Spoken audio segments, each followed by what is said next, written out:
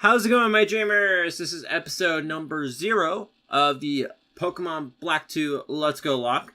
Be sure to leave a like on the video if you're enjoying the video, and subscribe if you want to see some more of this Let's Go Lock, because it's going to be very, very interesting. Basically, what I decided to do with this lock is a lot of people are trying to figure out how to Nuzlocke Let's Go Eevee and Let's Go Pikachu, and I did see a few people try to Nuzlocke those, and think they've done it. Well, I don't know if they've done it successfully yet, because we haven't gotten to the point where anybody's actually completed the lock, but I mean, they're doing it and they're getting people watching and blah blah blah blah blah. But anyways, I decided to do the complete opposite. I decided to go back to one of the main series games, and I want to try doing the complete opposite, which is having like Let's Go mechanics in a Nuzlocke.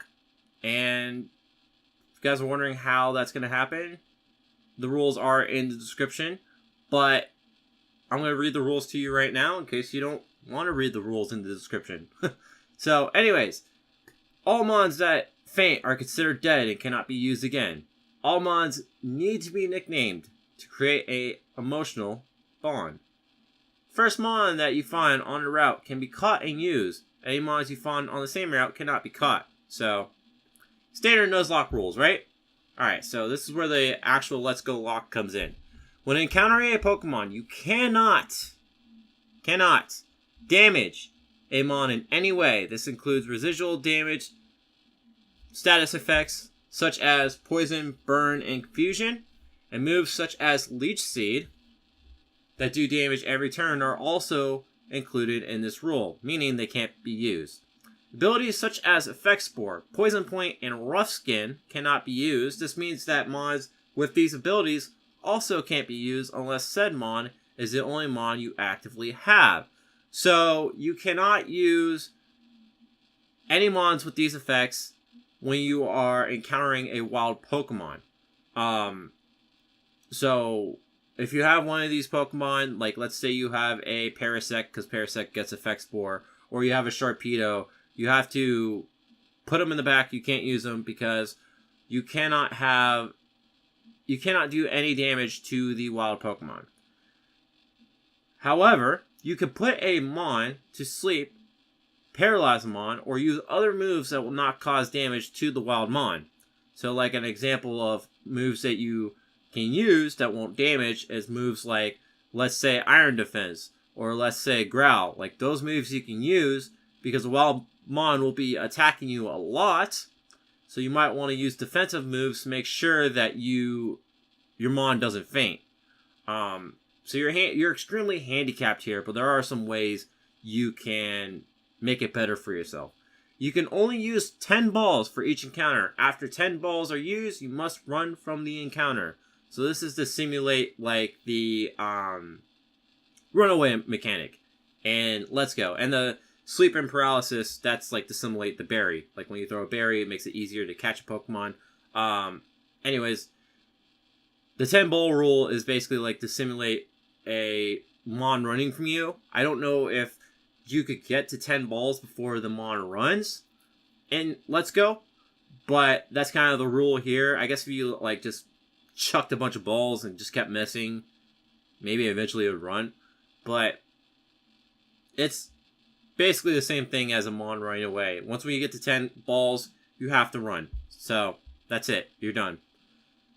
And then rules number 4 and 6 are excluded when encountering a static or when encountering a legendary, even if you encounter the legendary in the wild. Instead, you will be given 5 minutes to catch the static encounter and 10 minutes to catch the legendary Mon. When the timer stops, you must run from the battle. Speed up cannot be used. So basically, this is like a mercy rule. So especially for legendaries, because it's nearly impossible to catch a legendary with 1 ball or with 10 balls at full health. Even if you put it to sleep or if you paralyze it, it's going to make it very difficult to catch said Mon. I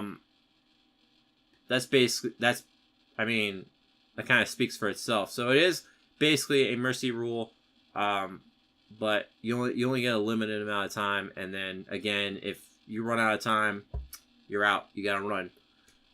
And then I'm also gonna say that I know people might not like this, but I did buff the catch rate, but I didn't make it so I could catch every single mon.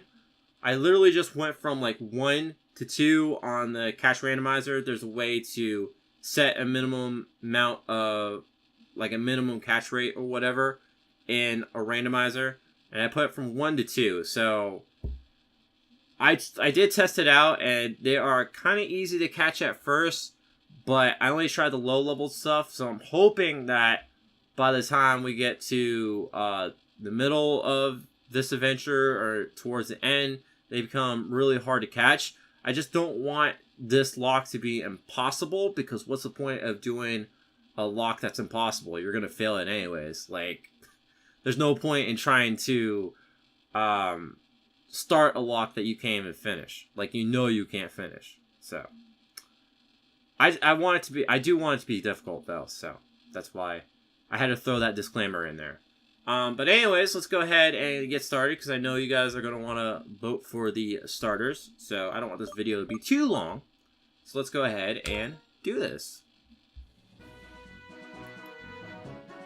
Oh yeah, I got to do voices.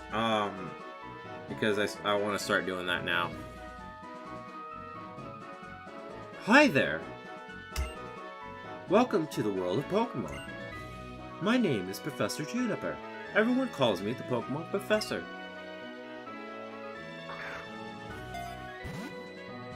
Hey, we got the Chinchino! That's right, this world is widely inhabited by mysterious creatures called Pokemon. Pokemon have mysterious powers. They come in many shapes and live in many different places. We humans live happily with Pokemon, living and working together. We complement each other. We help each other out to accomplish difficult tasks. Having Pokemon battle one another is particularly popular, and it deepens the bonds between people and Pokemon, and that is why I research Pokemon. Well, that's enough from me. Could you tell me about yourself? Are you a boy? Or are you a girl? I'm a boy. Definitely a boy. I'd like to know your name. Please tell me. My dude has the funkiest of hairs. Man has like a crazy... I mean, I can't say much about hair because I'm kind of going a little crazy myself, but... My dude has the wildest hair. Your name is Dreamer? Yes. So your name's Dreamer. What a wonderful name. Could you tell me a little about your friend, the older boy who lives nearby? Would you mind telling me his name? Okay, so... let's go with Hugh, man. Nah, fuck that. I'm gonna go with, I'm gonna go with, like, fucking...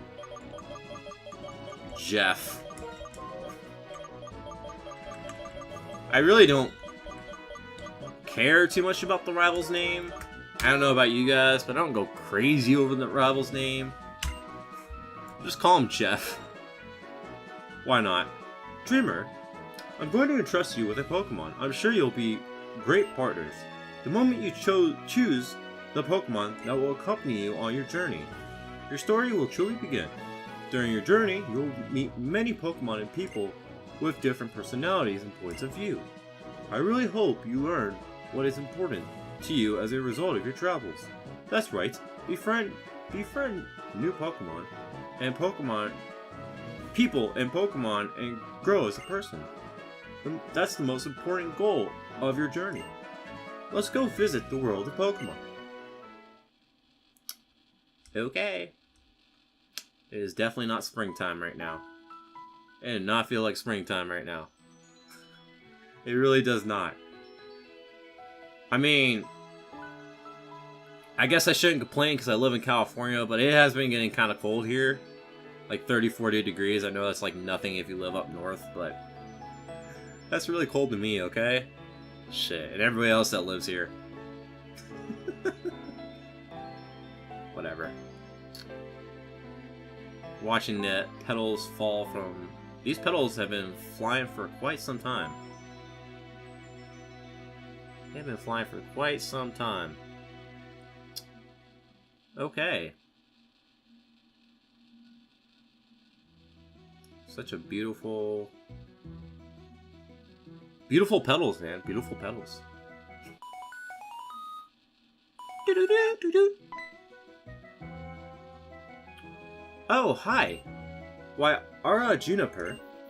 It's been far too long. What can I do for you? Wow, a Pokédex for my child. Well, that's great. I think a journey would be a wonderful experience.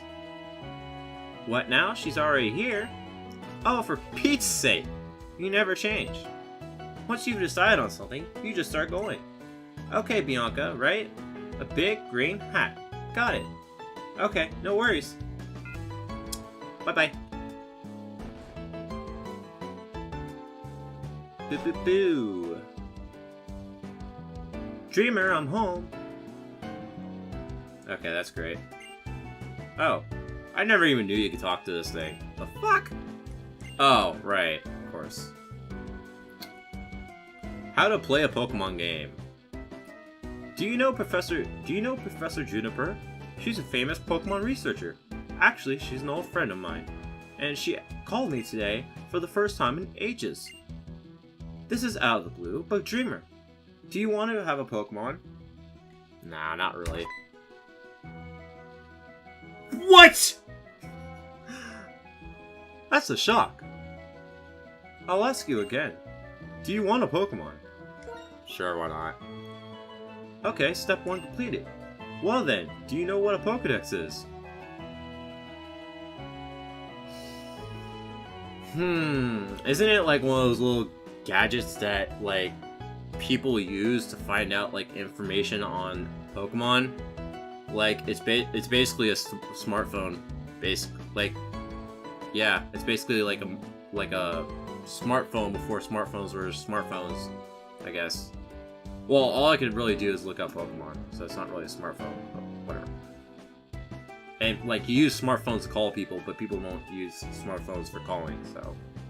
I don't know. Yeah, sure, I do know. I knew you would. Isn't it amazing how it automatically records Pokemon you encounter? I guess it's a pretty neat piece of technology, sure.